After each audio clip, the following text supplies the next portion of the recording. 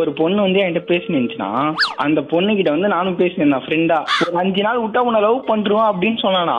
இப்ப என்னடான்னா அவளோட ஃப்ரெண்டு ஒருத்தன் நான் ஸ்கூல் பையன் அவன் வந்து சொன்னான்ட்டு என்கிட்ட பேச மாட்டேன்ட்டான். அவன் பேர் என்னடா? யஷ்வந்த்னா அப்படி என்னமோ சொன்னானா என்கிட்ட. என்னடா சொன்னா? ஐ எம் ஆல்வேஸ் யுவர்ஸ்ன்னா. இப்ப என்ன பண்றதுன்னு தெரியல எனக்கு. இன்னைக்கு போறேன் காலேஜுக்கு ஒரு மாதிரியா பாக்குறான். அவ ஒரு மாதிரியானா எப்படி?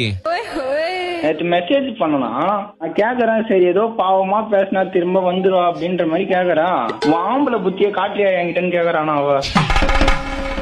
அது எப்ப நான் ஒரு பொண்ணு ஃப்ரெண்டு சொல்றான்ட்டு அவன் சொல்றான்ட்டு எப்ப நான் என்ன விட்டு போவாவ? இப்படி ஒரு ஃப்ரெண்ட்ஷிப் நான் என் பசங்க கிட்ட கூட பார்த்தது இல்லைனா. பொண்ணுங்க பழக்கமே வச்சு கூடாதுன்னு நினைச்சேன் நான் முதல்ல. பொண்ணுங்க பழக்கம் வச்சு கூடாதா? கிளாஸ்ல இருக்கிற பொண்ணுங்க எல்லாம் யஷ்வந்த் சிரிச்சா கொஞ்சம் அழகா இருக்கிறான் அப்படி இப்படின்னு சும்மா சொல்லுவாங்களாம். டேய் இவ்வளவு நேரம் நல்லா கேட்டிருந்தேன். இந்த ஜோக் எல்லாம் விட்டுன்னு இருக்காதா சரியா? ஓரளவு தான். இதை அப்படியே கட் பண்றேன் நான். ஏதாச்சும்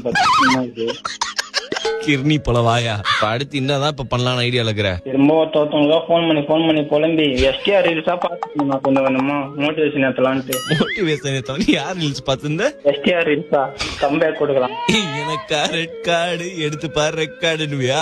ஆனா அந்த பொண்ணு உன்னை முக்காடு போட்டு மூலையில உட்கார வச்சுச்ச. நீ என்ன பண்ண? இனிமே அந்த பொண்ணை வந்து கண்டுக்காத. தொலை வாயி அது கிடக்குது. லிப்ஸ்டிக் போட்டுன்னு வருவானா அப்படியே பள்ளின்னு பட்டி காட்டா மாதிரி போட்டுன்னு வருவானா லிப்ஸ்டிக். அது நல்லா இருந்தா பரவாயில்ல, பட்டி காட்டா மாதிரி இருக்கிறேன்னு நான் சொல்றேன். அந்த பட்டி காட்டா மாதிரி இருக்கிறது பின்னாடியே 10 மாசமா சுத்திங்கிறிய பரதேசி. லவ் யூடா. Love you too. வாழ்க்கையில ஒருத்தட்டையாவது லவ் யூ டூ சொன்னவன் சந்தோஷமா இருக்குதா?